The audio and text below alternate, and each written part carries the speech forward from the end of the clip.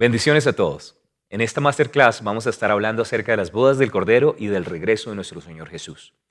Habíamos estado mencionando que la historia se divide en dos partes. Con el rapto de la iglesia, hay una parte de la historia que toma lugar en el cielo con los creyentes cuando se reúnen con el Señor Jesucristo.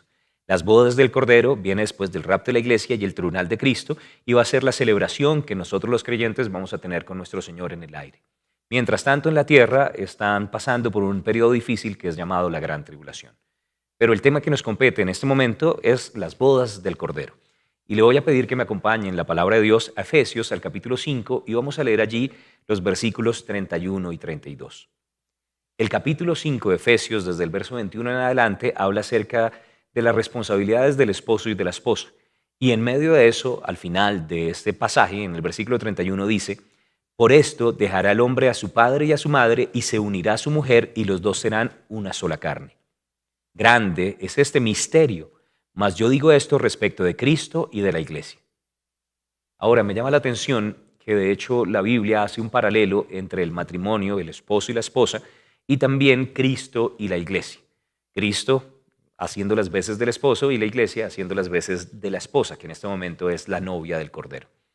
Cuando nosotros vemos cómo Dios estableció el matrimonio en el huerto del Edén, en Génesis, allí en el capítulo 2, dice que Dios vio que no era bueno que el hombre estuviera solo, y Adán cayó en un sueño profundo y de su costado vino su esposa, Eva. De la misma manera, Jesús tuvo que dormir, y cuando él durmió y resucitó, aparece y ahora llega la iglesia. Él sopló aliento de vida y la iglesia entonces comienza en esta edad que nosotros conocemos. Entonces hubo un paralelo, un nacimiento similar. Dios solamente ha instituido dos cosas en la tierra. Muchas cosas han sido dedicadas a Él, pero Él solamente ha instituido el matrimonio, primeramente, aunque los hombres dicen, eso es idea de la gente. No, fue idea de Dios. El matrimonio es una bendición, porque todas las ideas de Dios son buenas ideas y el matrimonio es una buena idea.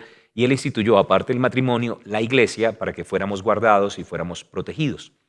Ahora, cuando nosotros vemos a través de los evangelios, Juan el Bautista se refería a sí mismo como el amigo del novio. Y el novio, en ese caso, pues era Cristo Jesús.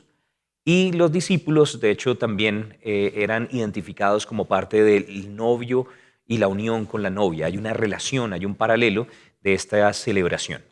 Los judíos, cuando ellos celebraban un matrimonio, tenían tres partes. Tenían el compromiso previo al matrimonio, después tenían la celebración de la boda y después tenían una cena, que básicamente sería como la recepción después de la boda. Y quiero hablar un poquitico acerca de esas tres partes que tenía un matrimonio judío, porque Jesús, como era un judío, él celebró el compromiso y vendrá a celebrar el matrimonio, la ceremonia de bodas, y también tendrá la cena de las bodas del Cordero. Ahora, resulta que normalmente el joven judío no era el que escogía a su novia. Ellos debían contar con la aprobación del papá, y el papá era el que normalmente escogía a la novia. Hay una historia bastante diciente en el libro de Génesis, en el capítulo 24. Resulta que en Génesis, en el capítulo 24, Abraham manda a buscar una esposa para su hijo Isaac. Isaac era joven, no se había casado, pero él no fue quien escogió a su esposa. Abraham no deseaba que se casara con una mujer de la tierra donde estaban viviendo, una mujer cananea, y entonces pide a uno de sus empleados que vaya y busque una esposa para su hijo. En Génesis, en el capítulo 24, en el versículo 2, la palabra de hecho nos dice: y dijo Abraham a un criado suyo, el más viejo de su casa, que era el que gobernaba en todo lo que tenía: pon ahora tu mano debajo de mi muslo, y te juramentaré por Jehová, Dios de los cielos y Dios de la tierra, que no tomarás para mi hijo mujer de las hijas de los cananeos entre los cuales yo habito, sino que irás a mi tierra y a mi parentela y tomarás mujer para mi hijo Isaac. Ahora, parece un poco extraño, pero básicamente ellos confiaban, los varones judíos y hasta el día de hoy, que la bendición de los papás era muy importante para poder sacar adelante una relación. Si no tenían esta confirmación de parte de Dios, no querían dar ese paso porque de pronto la relación podía tener peligros. Yo creo que hasta el día de hoy Dios nos ha dado padres amorosos y llenos de sabiduría que pueden ayudarnos a tomar buenas decisiones. Y si ellos están llenos del amor de Dios y no tienen egoísmo en su corazón y quieren nuestro bienestar, en muchas ocasiones pueden ser una guía para que no tomemos malas decisiones. Ahora, también hay una enseñanza que podemos sacar allí de Génesis en el capítulo 24. No deberíamos ser nosotros los que nos escojamos una esposa, sino deberíamos dejar que el Padre sea quien nos la escoja. Y no estoy hablando solamente de un Padre en lo natural, sino estoy hablando de nuestro Padre Dios, que así como Dios le trajo a su Eva, a Adán, de la misma manera nosotros podamos tener la paciencia y la templanza si no nos hemos casado, es que sea Dios el que escoja a la persona con la que debemos estar por el resto del tiempo. Fue Dios el que vio la necesidad del hombre y Dios quiere suplir esa necesidad. Y si de pronto hay una persona que nos está escuchando que tal vez quisiera estar con alguien, esa necesidad, si viene de parte de Dios, Él puede ayudar a que sea satisfecha según su guianza. Yo creo que como hijos de Dios podemos ser guiados de Dios para encontrar la persona correcta y cuando Él nos guía y nos da la persona que está en su corazón, en su plan, lo que Dios une, el hombre no lo va a poder separar. Pero lo que une nuestra carne, cuando sembramos en medio de la carne, eso trae corrupción, trae deterioro y a veces esas relaciones no van a durar. Ahora, si usted ya está casado, es la voluntad de Dios, honre el matrimonio, Dios le va a dar la gracia también para salir adelante y va a ser de gran bendición. Pero bueno, volviendo otra vez aquí en Génesis, en el capítulo 24, lo que yo veo es que no era el joven judío el que escogía a su esposa, sino de manera que sus papás lo escogieran. Es un poco chistoso, ¿no? Como si el papá de pronto contratara a un empleado, no sé, o a un trabajador de su finca y le diga, va y consiga una esposa para mi hijo. Y sin embargo, nosotros vemos al final de la historia que cuando Isaac recibe a su esposa, a Rebeca, la termina amando profundamente, ¿no? A veces nosotros escogemos nosotros mismos y no tenemos ese mismo amor. Y antes de pronto decían, esos matrimonios arreglados, pero duraban para toda la vida. Y no era solamente aguante, sino también había una gracia, había una bendición sobrenatural y especial allí. Ahora, ¿qué tiene que ver esto con las bodas del Cordero? Jesús, como un varón judío y también como el Hijo del Padre, él no fue el que escogió su novia. Cuando yo leo en el Evangelio según San Juan, en el capítulo 3, en el versículo 16, me dice que la venida de Jesús no fue su idea propia, sino que fue idea del Padre Celestial.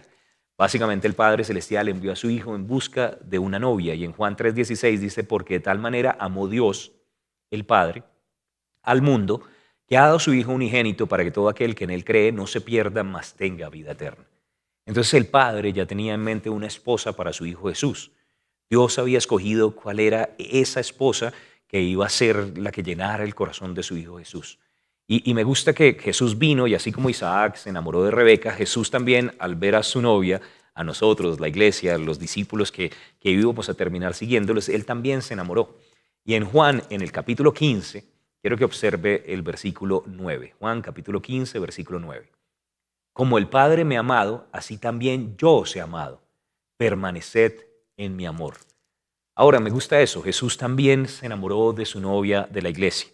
En Juan, en el capítulo 3, en el versículo 1, dice, antes de la fiesta de la Pascua, sabiendo Jesús que su hora había llegado para que pasase de este mundo al Padre, como había amado a los suyos que estaban en el mundo, los amó hasta el fin.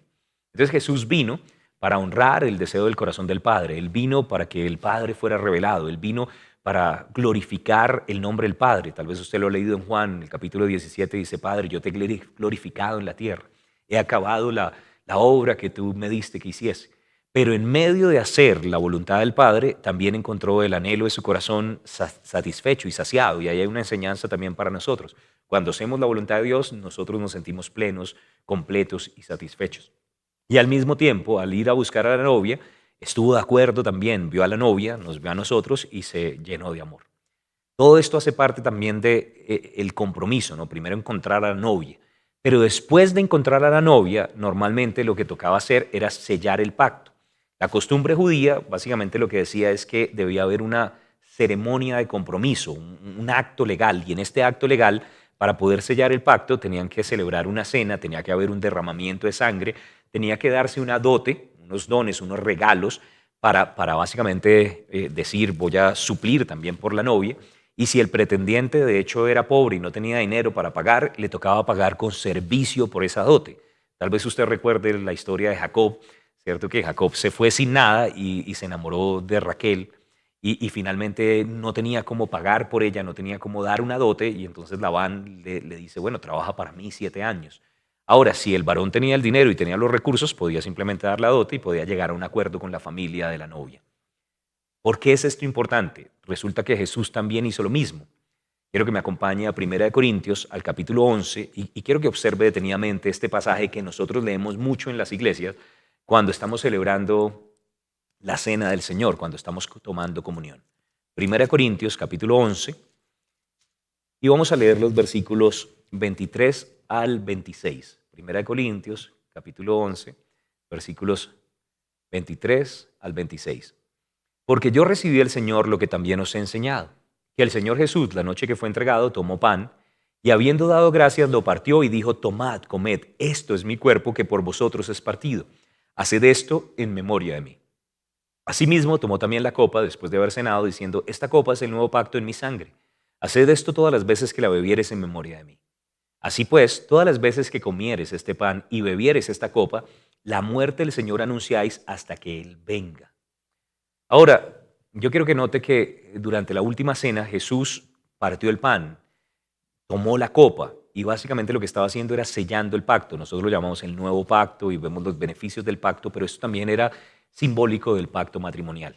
Me gusta algo también interesante en el versículo 23 que estamos leyendo en 1 Corintios, escrita por el apóstol Pablo, que no estuvo en la última cena, pero él dice, yo recibí esto del Señor.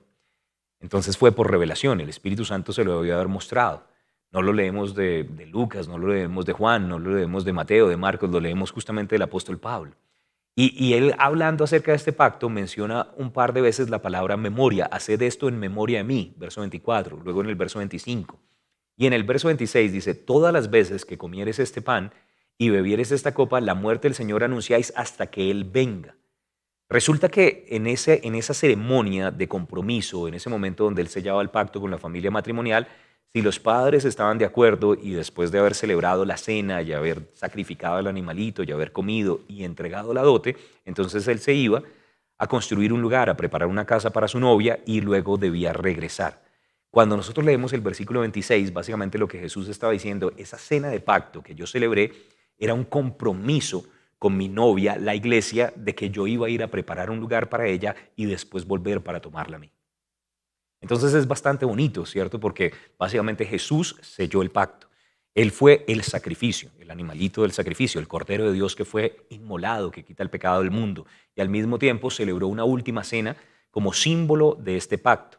Y además de esto, en Efesios, en el capítulo 4, quiero que me acompañe allí, vamos a leer el versículo 8, no solamente celebró la última cena, sino que también dio una dote. Él entregó unos regalos. Efesios capítulo 4, versículo 8. Y dice, por lo cual dice, subiendo lo alto, llevó cautiva la cautividad y dio dones a los hombres. Estos dones, que más adelante vemos como los dones ministeriales, en el versículo 11, que él constituyó a unos apóstoles, a otros profetas, a otros evangelistas, pastores y maestros, fueron un regalo del novio para su novia, una dote. No solamente eso, sino también nos dio el regalo del Espíritu Santo, nos dio también los dones del Espíritu que están escritos allí en 1 Corintios en el capítulo 12, que nos hablan acerca también de ese regalo de Jesús para la iglesia en este tiempo. Y así, según la ley de Moisés, como el varón judío debía celebrar la cena, tener un sacrificio, un derramamiento de sangre, sellar el pacto y entregar una dote, Jesús, como un varón judío, cumplió exactamente el compromiso con su novia, la iglesia. Ahora, resulta que ahí no terminaba todo. Luego el novio tenía que volver nuevamente a su hogar y tenía que comenzar a construir una casa, tenía que preparar un lugar para habitar con su esposa. Antes de que Adán recibiera a su Eva, él tenía un huerto y el orden también en la mentalidad judía es que debería tener una estabilidad, un trabajo, un lugar donde vivir para poder entonces así mantener también a su esposa. Yo sé que hoy en día, de pronto con la situación económica y todas las cosas que pasan en el país, es muy difícil ya tener trabajo, casa y de todo antes de casarse, pero sí sería muy beneficioso. En Santander, en la tierra donde es mi familia y de donde yo soy, de hecho tienen un dicho, el que se casa quiere casa y costal para la plaza. Y básicamente los judíos procuraban hacer esto. Entonces, si esta persona se iba a casar, los judíos no compraban ni vendían tierra, era más herencia por familia, pero sí dentro de la tierra familiar tenía que construir un lugar, una casa donde ellos debían vivir. Y mientras estaba haciendo esto, la novia estaba preparando también sus cosas para la boda. Ahora, el novio, cuando se iba a comprometer, después de tener la aprobación de los papás, es que ya hablaba con la novia. Hoy en día lo hacemos al revés, ¿no? En muchas ocasiones, no sé, vemos en las películas que se arrodilla, se le entrega el anillo y después vamos y le pedimos la mano a tus papás. Ellos lo hacían diferente. Ellos primero tenían la aprobación de los papás y cuando ya contaban con la aprobación de los papás, entonces venía la parte romántica. Y la parte romántica era el decirle a la novia, yo me voy a casar contigo, voy a estar bien contigo, pero no lo hacían a través de un anillo como lo hacemos nosotros. La forma en la que el varón judío se comprometía no era entregando un anillo, sino diciéndole, ya tengo el permiso de tus papás, yo me voy a ir a construir una casa para ti. Ahora quiero que me acompañe al Evangelio según San Juan y quiero que leamos el capítulo 14, justamente antes de entregar su vida por nosotros en la cruz y después de la última cena. Juan capítulo 13 nos narra la última cena. En Juan capítulo 14 Jesús les ha contado a sus discípulos que Él va a partir. Están un poco preocupados. Hemos dejado todo para seguirte, ¿cómo así que te vas a ir? Y en Juan, en el capítulo 14, en los versículos 1 al 3, Jesús trata de tranquilizarlos con estas palabras. Dice, no se turbe vuestro corazón. Creéis en Dios, creed también en mí. En la casa de mi Padre muchas moradas hay. Si así no fuera, yo os lo hubiera dicho. Voy pues a preparar lugar para vosotros.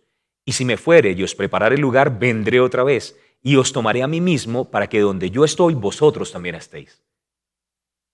Ahora, para los discípulos debió haber sido un momento un poco incómodo, ¿no? O sea, básicamente Jesús está diciendo, me voy a ir y les voy a preparar una casa. Y esa es la forma en la que un varón judío se comprometía, ¿no? Entonces tal vez ellos se miraron como un poco incómodos entre ellos diciendo, pero ¿qué fue lo que pasó? El maestro nos está pidiendo como matrimonio y literalmente eso era lo que estaba sucediendo. Ahora, estos versículos son importantes porque muchas personas dicen no vemos ningún registro antes de la cruz de nada acerca del rapto. Y ciertamente es así porque es la edad del misterio, ¿cierto? La edad de la iglesia, la edad del Espíritu Santo, de la promesa. Entonces todo lo que abarca el misterio estaba oculto, pero aquí hay una referencia, tal vez la única referencia clara que encontramos en los evangelios acerca del rapto, y es Jesús diciendo, yo voy a ir a preparar un lugar para ustedes. Yo sé que algunas personas, por causa de pronto de no tener una hermenéutica clara en el estudio de los últimos tiempos, piensan que Mateo 24 y 25 o Lucas 21, cuando habla acerca de una será tomada y una será dejada, piensan que eso habla acerca del rapto, pero eso no habla acerca del rapto, sino del regreso de Jesús. Entonces, tal vez esta sea la primera referencia o la única referencia clara de Jesús diciendo, me voy a ir, pero me voy a volver y voy a venir a recogerlos. Y Jesús, cuando estaba diciendo esto, cuando dice, os tomaré, está diciendo, voy a venir, como dice en 1 Tesalonicenses 4, a raptarlos, a llevarlos conmigo. Ahora, normalmente el varón judío tenía de pronto la ansiedad de casarse rápidamente y entonces en muchas ocasiones no podía dejar de pronto su casa a medias. Mientras estaba allí construyendo la casa, podía de pronto estar afanado por el deseo de ver a su novia. Y entonces él no podía determinar cuándo la casa estaba ya construida, sino que tenía que tener el visto bueno de su papá antes de ir a recoger a la novia. El papá venía y decía, no, le hace falta de pronto a esta ventana, necesitas arreglar esta puerta, arregla el piso. Y si el papá daba ciertas instrucciones, tenía que seguir trabajando. Pero si el papá veía que ya estaba todo listo, entonces finalmente el joven podía ir a recoger a su esposa.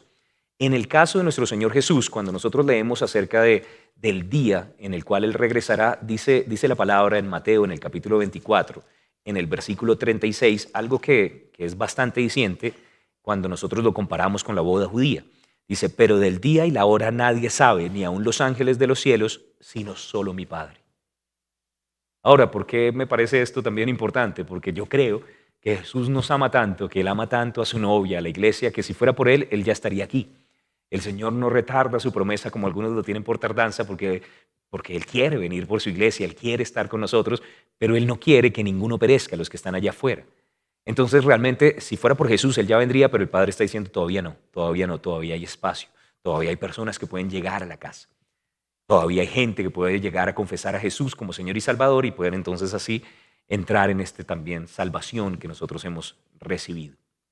Ahora, quiero también mencionar de pronto el caso de José y María. En el caso de José y María, José se compromete con María y estando ya comprometidos, él se va. ¿Se va a qué? A preparar una casa. Y en ese lapso de tiempo es que María concibe por obra y gracia del Espíritu Santo. Entonces José también estaba siguiendo los mismos pasos. Y cuando viene a buscarla para desposarla es que se entera y es cuando él de pronto no quiere hacerle daño porque si una mujer estaba embarazada durante su tiempo de compromiso ya era tomado como un adulterio y la podían apedrear y como él no quería perjudicarla trató de dejarla secretamente y la Biblia dice que ahí fue cuando el ángel le avisó.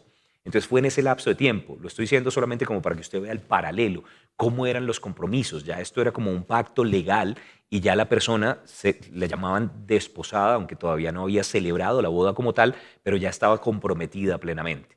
La iglesia del Señor en este momento no está casada todavía porque vamos a celebrar las bodas del Cordero, pero sí tenemos un compromiso que debemos honrar a nuestro Señor, guardar no solamente para Él, porque todo lo demás sería tomado como si fuera adulterio espiritual.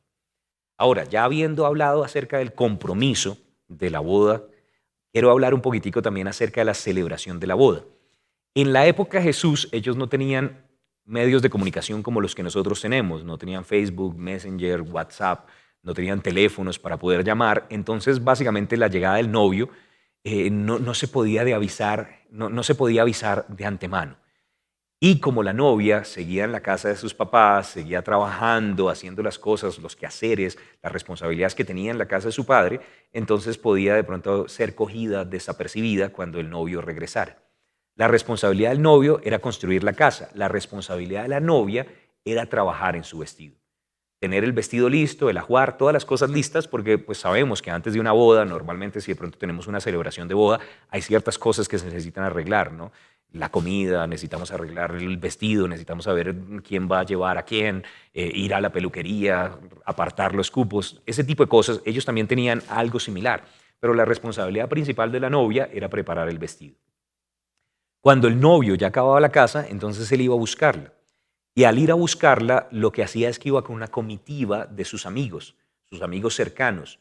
Los amigos del novio iban con una serie de trompetas, shofares, y empezaban a sonar la trompeta. Y cuando la gente al final de la noche, al final de la tarde llegaba el novio, cuando empezaba a sonar la trompeta, entonces ellos se dan cuenta, llegó el novio, van a recoger a fulanita, la comprometida, ¿cierto? La novia. Y entonces todo el pueblo se asomaba a las ventanas y la novia salía corriendo, dejaba todas sus cosas tiradas, no se alcanzaba ni siquiera a bañar, sino solamente a coger su ajuar, a coger su vestido, y el novio se la llevaba de la casa de su papá para ir a la casa en donde iban a celebrar la ceremonia, en la casa del padre del novio. Ahora, me llama la atención esto, porque nosotros leemos en 1 Tesalonicenses, en el capítulo 4, en los versos 13 al 18, que con voz de mando, con trompeta de Dios, los muertos en Cristo resucitarán primero y luego nosotros, los que hayamos quedado, nos vamos a reunir con el Señor en el aire. Y básicamente lo que va a suceder es que el novio va a sonar la trompeta para que la novia diga, ya llegó el novio, ¿cierto? Y tengamos que salir corriendo con el vestido, ya listos para reunirnos con el Señor. Ahora, quiero que me acompañe Apocalipsis al capítulo 19 para que entendamos también un poquitico acerca de este vestido, ¿no? Esa es nuestra responsabilidad. Estaba escuchando en alguna ocasión que decían, si una persona sabe, si trabaja de pronto en el área de contabilidad, un área administrativa, y sabe de antemano que le van a pedir cuentas, que le van a hacer una auditoría, pues se prepara para la auditoría, ¿no? Soldado advertido no muere en guerra. La novia, en este caso, también va a tener un momento en el que va a comparecer delante del tribunal de Cristo, le van a pedir cuentas, ¿cierto? Y va a tener que preparar su vestido. ¿Qué es eso de preparar el vestido? Apocalipsis capítulo 19, y quiero que observe conmigo los versículos 7 y 8. Apocalipsis capítulo 19, versículos 7 y 8. Gocémonos y alegrémonos y démosle gloria porque han llegado las bodas del Cordero, y su esposa se ha preparado. Y a ella se le ha concedido que se vista de lino fino, limpio y resplandeciente, porque el lino fino es las acciones justas de los santos. Ahora, me gusta eso, las cosas que nosotros estamos haciendo, las acciones justas, las cosas que Dios preparó de antemano para que anduviésemos en ellas, las cosas que van a ser como oro, plata, piedras preciosas, esas son las cosas que van a componer nuestro vestido para el día de la boda. Ojalá que usted esté trabajando en su vestido y que no nos encontremos con nadie en paños menores en las bodas del Cordero. No, yo creo que todos vamos a estar muy elegantes en ese momento, pero quiero que entienda que las cosas que estamos haciendo hoy van a ser con las que nos presentemos delante del novio para esta celebración. Entonces nuestros vestidos van a ser nuestras acciones. Por eso es que vamos a tener que pasar por un juicio, ¿no? Y bueno, hay otros versículos que hablan acerca de esto. Quiero mencionar el Salmo 45, porque en el Salmo 45 también hay una parte bastante diciente que tiene que ver con nuestras joyas, joyas espirituales que vamos a estar vistiendo delante de la presencia de Dios. Salmo 45. Y este es conocido como el Salmo profético o el cántico de la boda de la hija del rey, Salmo 45. Y quiero enfatizar el versículo 13, pero también observe el título que aparece allí en la Biblia, en este Salmo. Salmo 45, versículo 13. En mi Biblia dice cántico de las bodas del rey. Entonces el rey se casa con su reina, ¿no? Y bueno, en este caso sería el rey de reyes, el señor de señores.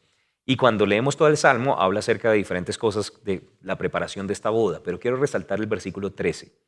Y voy a leer un poquito ahí adelante. Salmo 45, verso 13. Toda gloriosa es la hija del rey en su morada. De brocado de oro es su vestido. Con vestidos bordados será llevada al rey, vírgenes irán en pos de ellas, compañeras suyas serán traídas a ti. Serán traídas con alegría y gozo, entrarán en el palacio del rey. Ahora, la boda va a ser en el palacio, va a ser en la casa del padre, ¿cierto? En la casa del rey, pero también la hija, la hija del rey, nosotros somos, él es el Dios Todopoderoso, Rey soberano, Creador de los cielos y la tierra. Nosotros somos la hija del Rey, somos reyes y sacerdotes o reinas y sacerdotisas, pero también somos la hija del Rey que nos vamos a casar con el Hijo del Rey, el Rey de Reyes y Señor de Señores. Y dice que ella, la hija del Rey, va a ser gloriosa en su morada y su vestido va a ser de brocado de oro. Entonces, básicamente, cuando nosotros leemos ahí en 1 Corintios 3, que dice que hay unas cosas que van a permanecer, oro, plata, piedras preciosas, esas cosas que permanecen, y el lino fino, limpio y resplandeciente, las acciones justas de los santos y los galardones que nosotros tenemos van a ser los adornos para presentarnos delante del Señor. Entonces, técnicamente, quiero que lo vea de esta manera. El rapto es el momento en el que la novia es sacada de la casa de su papá. Nosotros somos de esta tierra por causa del nacimiento natural y somos sacados de esta casa para ser llevados a la casa del Padre donde vamos a celebrar las bodas, pero antes de venir presentados o de ponernos el vestido, tenemos un ritual de purificación. Los judíos hacían un ritual de purificación donde la princesa que se iba a casar era llevada a una habitación donde ella se bañaba, se limpiaba, se perfumaba, se ponía su vestido y ahora sí podía presentarse delante del novio para celebrar la boda. Entonces el novio la raptaba, pero llegaba un momento en el que ella se iba a un lado, se preparaba para la boda, él se preparaba y luego se juntaba nuevamente para la celebración como tal.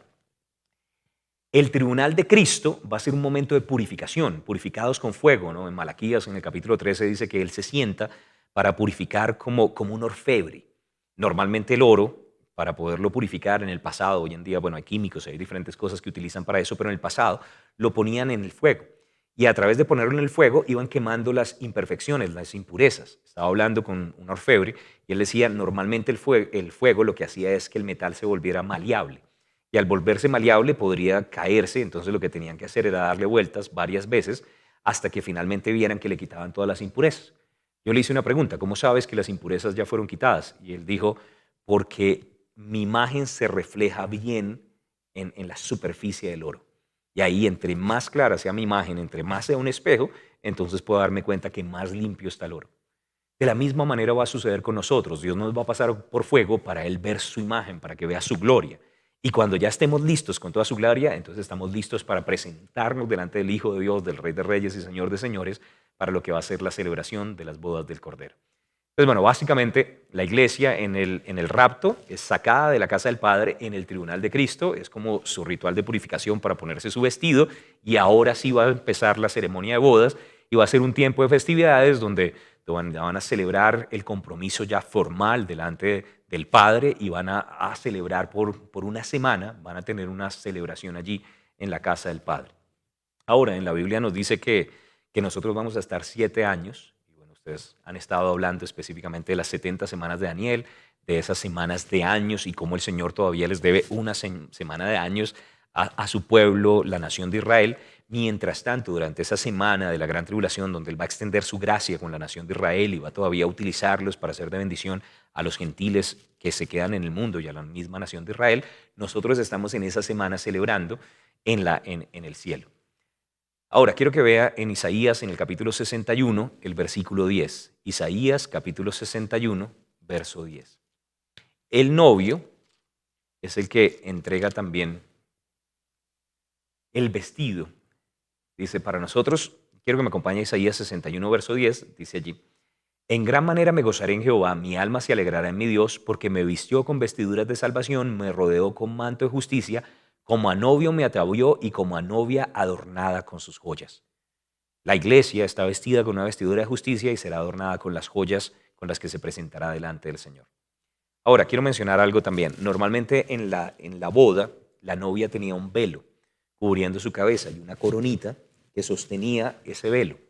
En el momento en el que ya se presentaba delante del novio, llegaba un momento en el que en la ceremonia ella tenía que rendir su autoridad individual, rendir de hecho la capacidad de simplemente gobernarse por ella misma a su esposo, es decir, ya no voy a ser la autoridad sobre mi propia vida, sino que ahora te reconozco como cabeza en medio de mi hogar.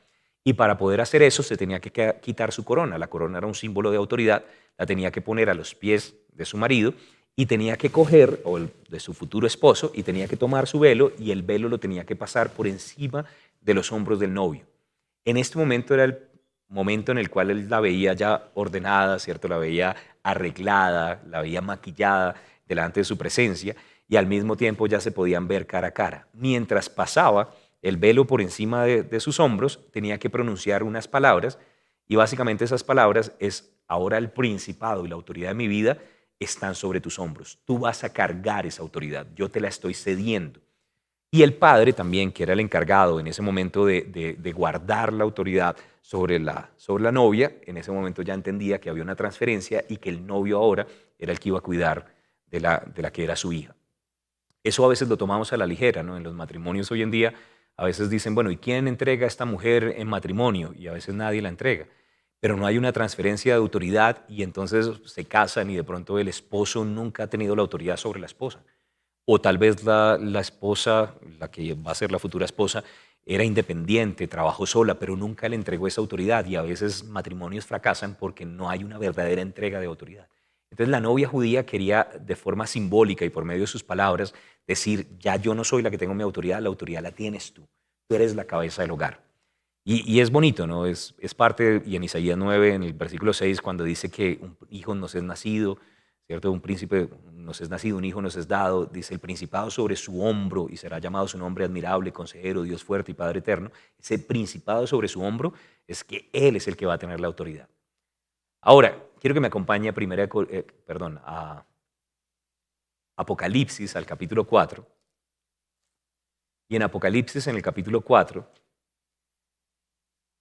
hay un par de pasajes que nos muestran también una simbología acerca del rapto de la iglesia. Apocalipsis capítulo 4, versículo 1. Desde el capítulo 1, el Señor se le ha aparecido al apóstol Juan y él lo ha visto con su rostro resplandeciente como el sol.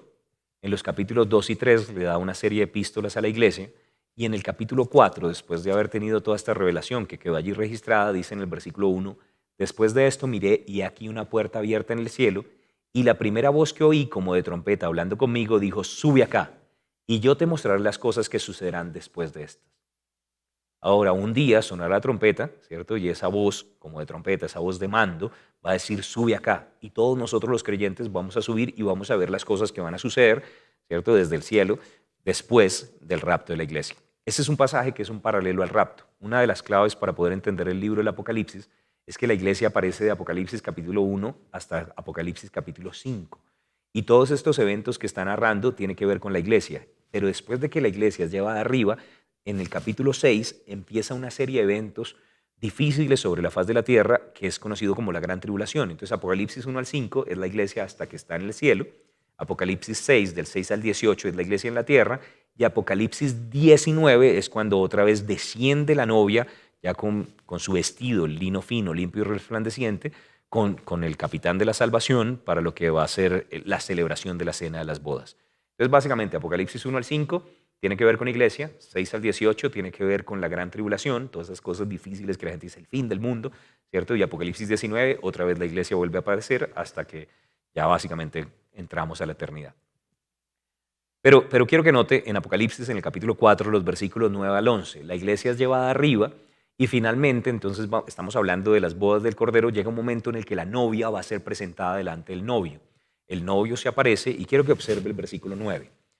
Y siempre que aquellos seres vivientes dan gloria y honra y acción de gracia al que está sentado en el trono, al que vive por los siglos de los siglos, los 24 ancianos se postran delante del que está sentado en el trono y adoran al que vive por los siglos de los siglos y echan sus coronas delante del trono diciendo: Señor, digno eres de recibir la gloria y la honra y el poder, porque tú creaste todas las cosas y por tu voluntad existen y fueron creadas.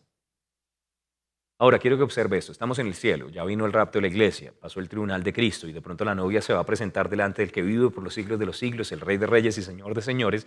Tenía el velo sobre su cabeza, sostenido con una coronita, pero resulta que llega un momento en el que la iglesia, los 24, cuando está hablando de los 24 creyentes del antiguo pacto, 12 representados en los patriarcas, creyentes del nuevo pacto, 12 representados en los apóstoles, todos los creyentes del antiguo pacto y del nuevo pacto, los justos y los santos, arrojarán sus coronas delante de él y le van a decir que él es digno de recibir toda alabanza y toda adoración. Entonces básicamente están rindiendo su autoridad. ¿Recuerda?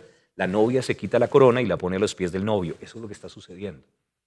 Ahora, quiero echar un paso atrás. Estuvimos hablando también acerca del tribunal de Cristo y dijimos que en el tribunal de Cristo el Señor va a galardonar Y hay corona, la corona incorruptible para aquellos que sujetan su carne, la corona de la vida para aquellos que sobrepasan las pruebas, la corona de gozo para los que ganan almas, la corona de gloria para los que guían a otras personas en Cristo Jesús, la corona de justicia para aquellos que aman su venida y han cumplido el propósito y están listos para rendir cuentas. Y vamos a recibir galardones, vamos a recibir coronas. Pero un día vamos a tomar esas coronas y vamos a decir, Señor, yo fui capaz de resistir mi carne, de someter a mi carne, porque tú me diste la fortaleza. Y tú eres digno de recibir esta corona, tú eres digno de recibir la adoración a través de mi templanza, porque fuiste tú el que puso en mí el querer como el hacer. Un día vamos a decirle, Señor, yo pude sobrepasar las crisis, pude sobrepasar la pérdida de seres queridos, pude sobrepasar la enfermedad, pude sobrepasar la quiebra de una empresa, porque tú me diste, Señor, la templanza, porque tú me llevaste tu mano hacia la victoria, porque tú utilizaste personas para fortalecer mi vida. Tú usaste, Señor, la palabra para que yo no desfalleciera. Tú me llenaste de aliento. Y si no fuera porque de tu mano, Señor, me llevaste al otro lado, no hubiera sobrepasado esa crisis. Pero yo te doy gracias porque la corona de la vida te pertenece a ti y digno eres, oh Señor, de recibir la gloria, la honra y el poder, porque tú creaste todas las cosas y por tu voluntad fueron creadas. Y si fui capaz de llevar a alguien a Cristo, si de pronto le prediqué a alguna persona y ellos pudieron poner la fe en ti, no fui yo con mi persuasión, fue tu Santo Espíritu con tu convicción, fue tu palabra que moraba en abundancia en mi corazón, fue el amor que derramaste en mí para que pudiera dar de gracia de lo que yo también recibí de gracia. Entonces, si llevé a alguien a Cristo, no fui yo, fuiste tú, y tú eres digno, Señor, de recibir la gloria, la honra y la alabanza. Y si pude guiar a un rebaño, o si pude guiar a mi familia, o a personas que pusiste debajo de mí, es porque tú me diste la sabiduría, porque tú me mostraste, Señor, el camino por el que debía andar, y cuando yo te seguía a ti, podía también guiar a otros. Y si de pronto pude cumplir el plan y estaba listo para recibirte, Señor, en el día de tu venida, es porque tú me guiaste en cada paso, me diste oportunidades de servir en la iglesia local, me diste el don de lenguas para recibir ese misterio de cuál era el plan y el propósito. Y todas estas coronas que yo tengo, Señor, es por ti. Es porque tú eres fiel, porque tú eres bueno. Qué pena, pero este versículo me llega al corazón.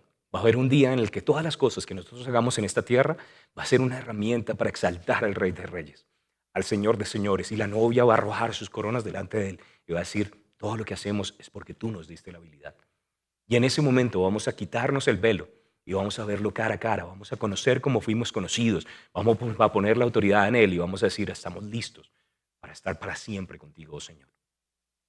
Entonces básicamente vamos a poder honrar al Dios Todopoderoso a través también de nuestras acciones. Después de esto, pues había una ceremonia, y realmente no era solamente una ceremonia religiosa, era un contrato legal y la familia, el padre de familia, básicamente decía, sé madre de millares y millares y posean tus descendientes las puertas de sus enemigos, como dice en Génesis en el capítulo 24, en el verso 60, y da la idea de poseer a los enemigos. Y con eso se cerraba ya lo que es la ceremonia matrimonial, con el sello del contrato. Algunas personas dicen que ahí mismo en Apocalipsis, en el capítulo 5, en el versículo 1, cuando dice Apocalipsis 5.1, si está en Apocalipsis 4, pues lo tiene ahí al ladito, dice, y vi en la mano derecha del que estaba sentado en el trono un libro escrito por dentro y por fuera sellado con 7 sellos. Esa parte sellado con 7 sellos da la idea de un documento legal. Al parecer, Dios Todopoderoso, creador de los cielos y de la tierra, Él es dueño de todas las cosas creadas, del ganado en 1000 collados. Pero también por causa del Génesis, el momento en el cual el hombre es puesto dentro de la tierra, Dios le entregó la tierra en autoridad al hombre. Él le dijo, o creó al hombre, dijo, hagamos al hombre a nuestra imagen y conforme a nuestra semejanza, para que señoree, para que sojuzgue. En ese momento le entregó el contrato de arrendamiento, por así decirlo, de la tierra al hombre. El diablo intervino. La tierra cayó, no solamente el hombre cayó, sino que cuando cayó el hombre, la tierra que le había sido entregada al hombre cayó con él. Y la Biblia dice que por causa de la multitud de las contrataciones del enemigo, por causa de lo que el diablo hizo, entonces finalmente el diablo fue juzgado. Legalmente, el control de la tierra había sido entregado a la iglesia, había sido entregado a los hombres, pero ahora el Rey de Reyes, legítimo dueño, no solamente es dueño por creación, sino también por causa de que ahora son familia, es dueño de la tierra y puede entonces ahora abrir el rollo, puede ahora reclamar la tierra que le pertenece, puede tomar autoridad, puede regresar nuevamente a la tierra y simplemente decir, yo soy el Rey creador, pero también el dueño y señor por causa de un documento legal, por causa de la celebración del matrimonio, por el contrato de matrimonio. Después de terminada la ceremonia de bodas, entonces venía lo que era la cena de las bodas. Pasaban los 7 días y se celebraba la cena de las bodas. Eso era al final de la ceremonia. Y normalmente funcionaba de esta manera. Era como una recepción, ¿no? Normalmente nosotros hacemos una boda y una recepción. Entonces ya se celebró la boda, va a haber una recepción. La pareja salía. El esposo y los ayudantes iban a llevar a la esposa al nuevo hogar, a la casa que él iba a darle como regalo. Recuerde que estaban celebrando en la casa del papá, pero ahora iban a la casa donde se iban a quedar a vivir. Los familiares eran los que habían participado, los cercanos habían participado en la boda, pero ahora habían otros invitados en la casa del banquete.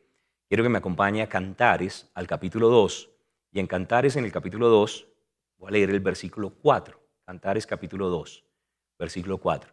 Y dice, me llevó a la casa del banquete, la casa de la cena, no la casa del matrimonio, el matrimonio fue celebrado, sino la casa del banquete, y su bandera sobre mí fue amor. Resulta que justamente después de haber celebrado la ceremonia, en la cena, mientras los invitados están celebrando la cena de las bodas, es cuando ellos ya consumaban su relación matrimonial. Es un poco fuerte esta parte porque pues, es parte de la tradición judía. Cuando ellos consumaban la relación matrimonial, sacaban un manto y básicamente a través de la sangre en el manto podían confirmar que el matrimonio había sido consumado, que la novia era una novia virgen. Es un poco fuerte de pronto la simbología, pero la sangre era como la parte final que declaraba que el matrimonio ya se había completado y que la celebración estaba culminada. ¿Cuál es el cumplimiento en Cristo Jesús? Jesús no solamente nos llevó a celebrar las bodas del Cordero, sino que también la Biblia dice que Él va a volver nuevamente aquí a esta tierra, pero no va a venir solo, sino que va a venir junto con todos nosotros. Quiero que me acompañe a 1 de Tesalonicenses, al capítulo 3, versículo 13. Y ahorita lo vamos a conectar también con el regreso de Jesús a la tierra, ya no solamente con el rapto de la iglesia, sino con el regreso del legítimo rey a esta tierra. 1 de Tesalonicenses, capítulo 3, versículo 13.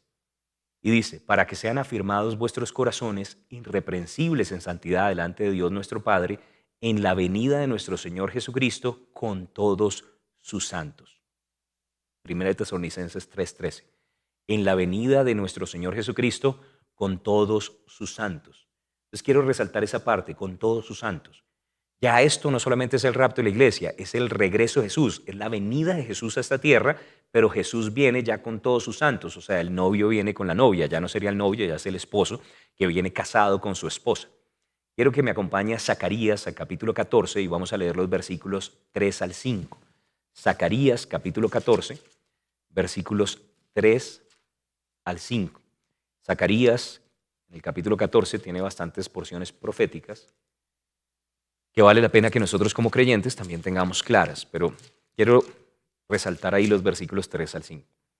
Y dice, después saldrá Jehová y peleará con aquellas naciones como peleó en el día de la batalla, el regreso del rey a la tierra, y se afirmarán sus pies en aquel día sobre el monte de los olivos. Entonces la Biblia profetiza que va a llegar un momento en el que Jesús, legítimo rey, dueño, amo y señor de la tierra, va a poner sus pies en la tierra, específicamente en el monte de los olivos, que está enfrente de Jerusalén al oriente, y el monte de los olivos se partirá por en medio hacia el oriente y hacia el occidente, haciendo un valle muy grande. Y la mitad del monte se apartará hacia el norte y la otra mitad hacia el sur. Y huiréis al valle de los montes, porque el valle de los montes llegará hasta Asal. Huiréis de la manera que huisteis por causa del terremoto en los días de Usías, rey de Judá, y vendrá Jehová mi Dios y con él todos los santos.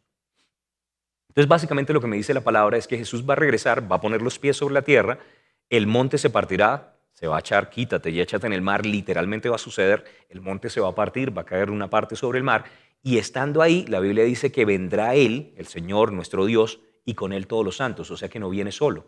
Para que Él venga con todos los santos, los tuvo que haber recogido previamente. Algunas personas a veces por causa de estos versículos dicen, pero ¿cómo así el rapto? No tienen en cuenta que hubo una escala antes, no estamos hablando 7 años después, el Señor está regresando con los santos, pero para poder venir con los santos tuvo que haberlos recogido previamente, tuvo que haberse encontrado con ellos previamente. Entonces cuando Cristo descienda aquí a la tierra, lo hará junto con su esposa. La iglesia ya no vendrá como novio, ya vendrá como el esposo, ya la boda fue celebrada. Ahora, esto normalmente es lo que nosotros reconocemos o llamamos la venida de Jesús, el regreso de Jesús, y está relacionado con la cena de las bodas. Quiero que me acompañe a Apocalipsis capítulo 19 Y desde el versículo 9 hasta el verso 18 habla acerca de el regreso de Jesús, el capitán de la salvación. Pero quiero leer el versículo 9 porque justamente en el versículo 9 da un detalle que a veces la gente pasa por alto. Apocalipsis, capítulo 19, versículo 9. En los versos anteriores es donde habla acerca de la novia vestida de lino fino y resplandeciente, que son las acciones justas de los santos, y en el verso 9 dice: y el ángel me dijo, escribe bienaventurados los que son llamados a la cena de las bodas del Cordero, y me dijo, estas son palabras verdaderas de Dios. Ahora quiero que note esto, el ángel me dijo, escribe, bienaventurados los que son llamados a la cena, no a las bodas, ¿no? La novia desciende y dice, y ahora hay unos que están llamados a la cena. Cuando uno empieza a mirar los versículos 11 en adelante, empieza a decir, verso 11, vi el cielo abierto y vi aquí un caballo blanco y el que lo montaba se llamaba Fiel y Verdadero, con justicia juzga y pelea. Está hablando del capitán de nuestra salvación, del novio de la iglesia, de Cristo Jesús.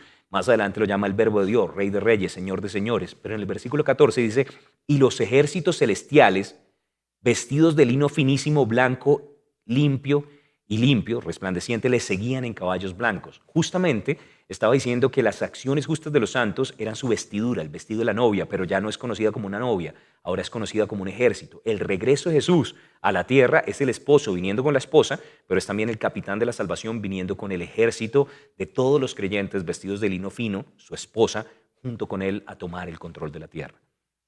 Ahora, quiero también hablar un poquitico. Recuerde que de la nación de Israel, recuerde que en la tierra quedaron judíos y gentiles, la iglesia de Dios se fue, tribunal de Cristo, bodas del Cordero, ahora vamos a volver para la cena de las bodas. Bienaventurado el que fue invitado a la cena de las bodas. ¿Cuál es la participación de Israel en esas cenas? Acompáñeme al Evangelio según San Lucas, al capítulo 12, Lucas capítulo 12, y voy a leer los versículos 35 al 40, y aquí quiero que ponga especial atención. Muchas personas toman estos versos y estas parábolas de forma literal. Y en hermenéutica, básicamente hay un principio que habla acerca del significado literal, tiene que ver con el pueblo que lo recibió. Esto tiene un significado literal para Israel y una aplicación para nosotros, pero no es lo mismo significado que aplicación. Cuando yo veo Lucas capítulo 12, Jesús estaba enseñando antes de la cruz, antes del nacimiento de la iglesia, a las ovejas perdidas de la casa de Israel. Entonces, básicamente esto tiene una aplicación directa, es a los judíos. Y también lo podemos utilizar para resaltar ciertas verdades espirituales para los creyentes, pero la aplicación directa, si queremos hacer una buena interpretación de la palabra, una buena hermenéutica, tiene que ver con el pueblo de Israel. Teniendo eso en mente, dice en Lucas capítulo 12, versículos 35 al 40. Estén ceñidos vuestros lomos y vuestras lámparas encendidas, y vosotros sed semejantes a hombres que aguardan a que su Señor regrese de las bodas. Voy a volver a leer ese pedacito. Dice, sed semejantes a hombres que aguardan a que su Señor regrese de las bodas. O sea, ¿las bodas ya pasaron? Para que cuando llegue y llame, le abran enseguida. Bienaventurado aquellos siervos a los cuales su Señor, cuando venga, halle velando. De cierto digo que se ceñirá y hará que se sienten a la mesa y vendrá a servirles. Entonces va a haber una comida cuando regrese el Señor de las bodas. Y aunque venga la segunda vigilia y aunque venga la tercera vigilia, si los hallare así, bienaventurados son aquellos siervos, no son hijos, son siervos, la nación de Israel, pero sabed esto, que si supiese el padre de familia a qué hora el ladrón habría de venir, velaría ciertamente y no dejaría minar su casa. Vosotros pues también estad preparados, porque a la hora que no penséis, el Hijo del Hombre vendrá. Ahora estos versículos no están hablando del rapto de la iglesia, están hablando del regreso del rey, están hablando del esposo que vuelve ya casado. Entonces, bajo ese contexto necesitamos entender muchas de las parábolas escatológicas que encontramos en los evangelios. Un principio sencillo es que básicamente la escatología o las enseñanzas de la recta final de los últimos tiempos para la iglesia la encontramos en las epístolas dirigidas a la iglesia. Por eso leemos del rapto en 1 Tesalonicenses en el capítulo 4, en 1 Corintios 15. Pero cuando Jesús habló de escatología, no era escatología para la iglesia porque todavía la iglesia no había nacido, era escatología para la nación de Israel. Si nosotros separamos estas dos cosas, va a ser fácil entender lo que Jesús estaba tratando de decir y cómo estaba tratando de preparar a discípulos que estaban técnicamente bajo el antiguo pacto porque la sangre no había sido derramada para que ellos estuvieran apercibidos, y nos vamos a dar cuenta que ellos tienen una participación un poco diferente que nosotros. Ahora, bajo esa misma óptica, tal vez usted ha leído en Mateo capítulo 22 hablando acerca de que el reino de los cielos es semejante a un rey que hizo una fiesta o un banquete de bodas a su hijo, está hablando nuevamente acerca de la cena de las bodas. O en Lucas, en el capítulo 14, de un hombre que hizo una gran cena. Yo veo que en muchas ocasiones esto sin querer ha sido muy mal interpretado, porque un ejemplo, acompáñame a Mateo capítulo 25, tal vez este es uno de los más dicientes. Mateo capítulo 25 comienza con lo que nosotros llamamos la parábola de las 10 vírgenes. Mateo capítulo 25. Y quiero aclararlo en la palabra, y nuevamente quiero decir, sí tiene una aplicación espiritual, pero la interpretación literal tiene que ver con la nación de Israel. Mateo capítulo 25. Entonces el reino de los cielos será semejante a 10 vírgenes que tomando sus lámparas salieron a recibir al esposo. ¿Salieron a recibir a quién? Salieron a recibir al esposo. Entonces ya se casó. Ya esto cambia todas las reglas del juego. Yo sé que de pronto en algunas traducciones tratan de decir es el novio, pero realmente esta traducción es correcta. Salieron a recibir al esposo, ya viene casado. ¿Y viene con quién? Con la esposa. Y 5 de ellas eran prudentes, las vírgenes, y 5 insensatas. Entonces aquí yo quiero preguntarle, ¿usted es de los que está esperando para las cenas o usted es la esposa? La que es la novia que va a ser la esposa. Nosotros no somos las vírgenes, nosotros somos la esposa.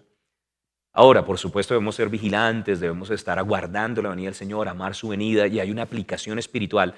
Pero aquí realmente no está hablando acerca de la novia, no está hablando acerca de la iglesia, no está hablando de la esposa, está hablando de la nación de Israel, que va a haber unos que tengan aceite, que van a haber unos que tengan la lámpara encendida y otros no. Nosotros ya tenemos el aceite, ya tenemos al Espíritu Santo, ya tenemos la lámpara encendida. Pero hay algunos que lo van a tener encendidas en medio de la gran tribulación. Ahora, cuando usted lee en el versículo 13, dice, velad pues porque no sabéis el día ni la hora en que el Hijo del Hombre ha de venir. Está hablando nuevamente del regreso de Jesús. Entonces necesitamos entender eso. También más adelante cuando dice que uno será dejado y otro será tomado, realmente es dejado para continuar en los eventos que han de venir y otros de hecho van a ser sacados y van a ser lanzados fuera y no van a poder participar del reinado milenial. Solamente como un poquito de hermenéutica para poder entender estas cosas. Ahora, al final, cuando usted lee en Apocalipsis, en el capítulo 19, en los versículos 17 y 18, me dice que la cena del Señor no va a ser una cena tan glamorosa como la gente se imagina. Nosotros vamos a tener una celebración en los cielos como familia, pero va a haber un evento aquí en la tierra donde va a haber una cena y va a haber una sangre para demostrar que la unión ha sido consumada. Y quiero que me acompañe a Apocalipsis capítulo 19, versos 17 y 18. Y dice allí, y vi a un ángel que estaba en pie en el sol y clamó a gran voz diciendo a todas las aves que vuelan en medio del cielo, venid y congregados a la gran cena de Dios, para que comáis carnes de reyes y de capitanes, y carnes de fuertes, carnes de caballos y de sus jinetes, y carnes de todos, libres y esclavos, pequeños y grandes.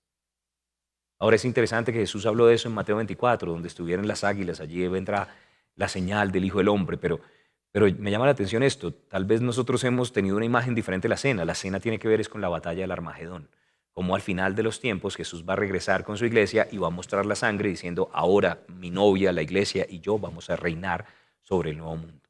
Entonces Jesús va a regresar y la palabra nos dice que Él va a regresar después de la tribulación. En Mateo 24, en los versículos 21 y 22 dice, habrá gran tribulación, cual no ha habido desde el principio del mundo hasta ahora ni la habrá, y los días van a ser acostados por causa de los escogidos, y justamente después de eso, en el verso 29 dice, y después de la tribulación vendrá el Hijo del Hombre.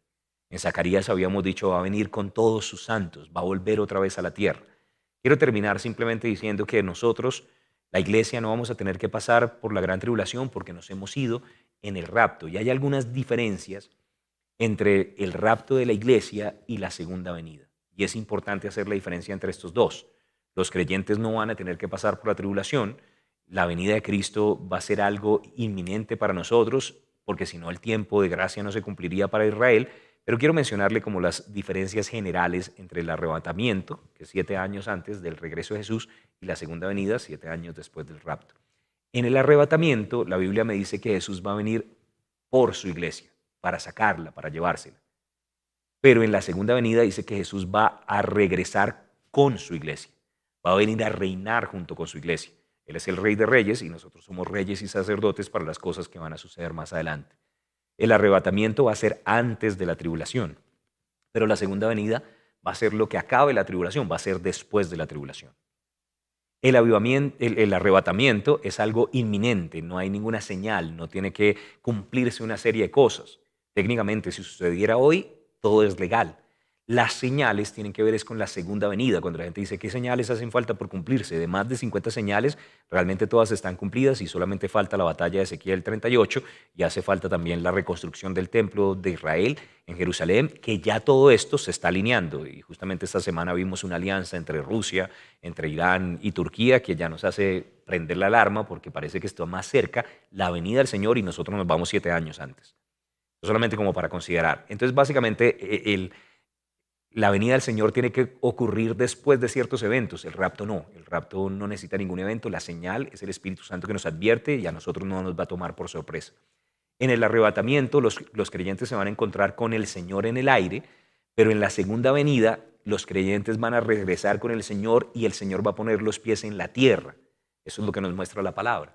En el arrebatamiento, los creyentes van a ser trasladados para liberación, pero en la segunda venida los incrédulos van a ser quitados. El trigo va a ser separado de la cizaña y la cizaña va a ser llevada. Unos van a ser dejados, el trigo, pero otros van a ser tomados para ser lanzados en el crujir de dientes, en el fuego, para ser quemados. Y entonces hay un antirrapto, que es lo que nosotros hablábamos en Mateo en el capítulo 25. Y el arrebatamiento, la Biblia dice que va a ser un abrir y cerrar de ojos, será secreto. Muchas personas van a ser tomadas por sorpresa. Cuando digan paz y seguridad, vendrá sobre ellos destrucción repentina. Entonces es un evento que va a ser súbito. Pero cuando nosotros hablamos de la segunda venida, la Biblia dice que todo ojo lo verá, que será visible para todos. Entonces obviamente vemos en la palabra que son dos cosas diferentes y necesitamos entender ambas. Pero ciertamente los eventos que nos quedan por delante, viene el rapto de la iglesia, el tribunal de Cristo, las bodas del Cordero y el regreso en la cena de las bodas del Cordero, batalla del Armagedón, donde el Rey de Reyes volverá a la tierra. Y escrito está, cielo y tierra pasará, pero su palabra no pasará. Ha sido un placer servirles, que el Señor les continúe bendiciendo, gracia y paz. Bendiciones.